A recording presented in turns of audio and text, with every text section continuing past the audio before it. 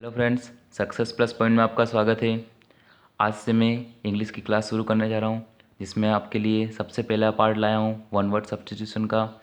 इस one word के लिए कम से कम मैं आपको 20 पार्ट अवेलेबल कराऊंगा, जिसमें बहुत ज़्यादा इंपॉर्टेंट जो क्वेश्चन है, जो वन वर्ड होते हैं, वो आपके लिए लेकर आऊँगा।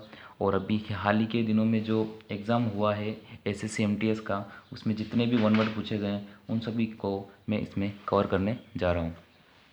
ओके फ्रेंड्स, तो चलो हम शुरू करते हैं। फर्स्ट मैंने वन वर्ड लिया है जूलॉजी। जूलॉजी, इसका प्रोनाउंसिएशन जूलॉजी होता है। ओके, तो जूलॉजी का मतलब होता है स्टडी ऑफ एनिमल्स, मीन्स जानवरों की स्टडी, जानवरों की जानवरों का अध्ययन, हम जिसे कहते हैं वो जानवरों का अध्ययन होता है। उसके बाद मैंने लिखा है जेनोफोबिया। जेनोफोबिया, जेनोफोबिया का मतलब होता है कि फियर ऑफ स्ट्रेंजर। इसका मतलब होता है कि फियर ऑफ स्ट्रेंजर्स का मतलब होता है कि किसी अजनबी से आपको डर लगता हो। स्ट्रेंजर्स मीन्स कुछ फॉरेनर भी होते हैं, फॉरेनर भी होते हैं।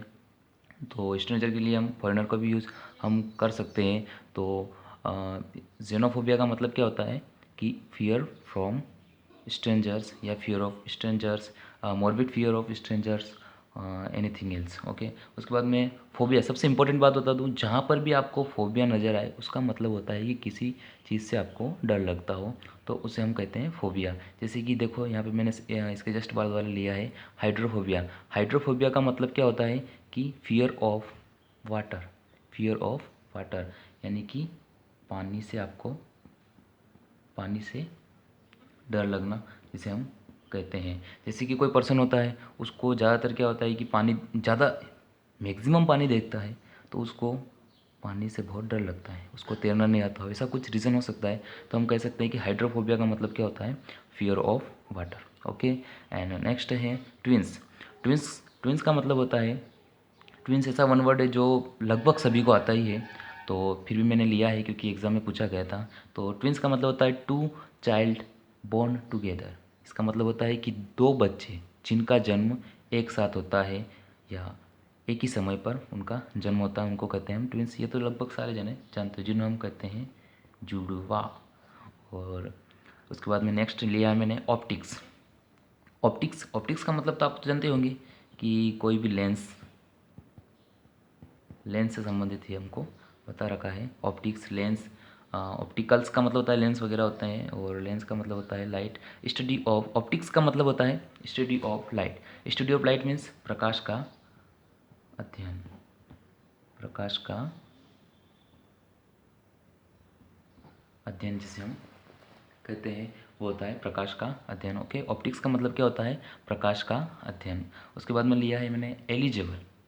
एलिजिबल, एलिजिबल एलिजिबल का मतलब होता है कि वन हु इज़ फिट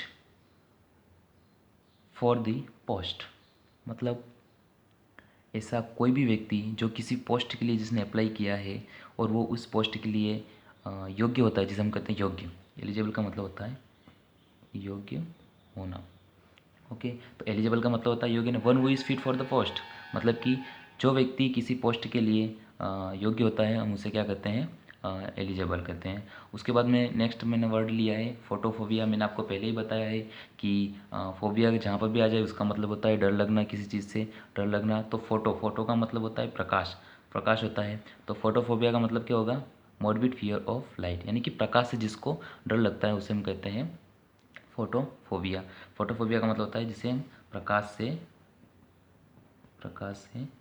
डर लगता हो, प्रकाश से हम डर लगता हो, उसे क्या कहते हैं, मॉर्बिड फियर ऑफ लाइट या फोटोफोबिया। अब देखिए यहाँ पे ऑप्टिक्स, ऑप्टिक्स का मतलब स्टडी ऑफ लाइट होता है, लाइट होता है। और फोटोफोबिया का मतलब होता है मॉर्बिड फियर ऑफ लाइट, यानी कि लाइट से जिसे डर लगता है उसे कहते हैं फोटोफोबिया। और जो स्टडी ऑफ लाइट, जो स्टडी ऑफ लाइट जो एक अध्ययन होता है, जिसे प्रकाश का हम अध्ययन कह सकते हैं।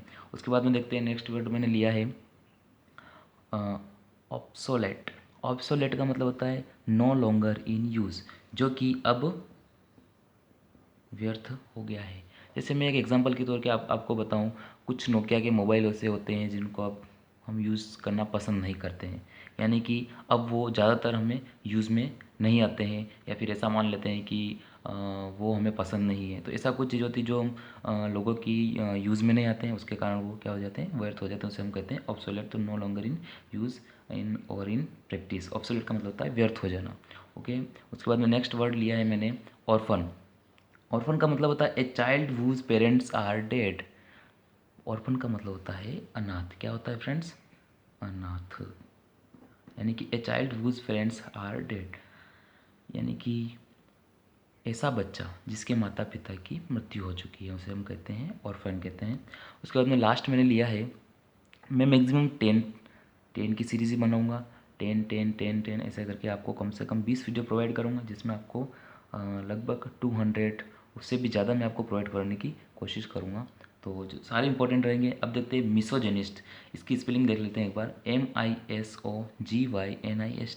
मिसोजेनिस्ट का मतलब होता है hater of women. Hater of women स्मिथ मतलब होता है कि जो महिलाओं से नफरत करता हूँ।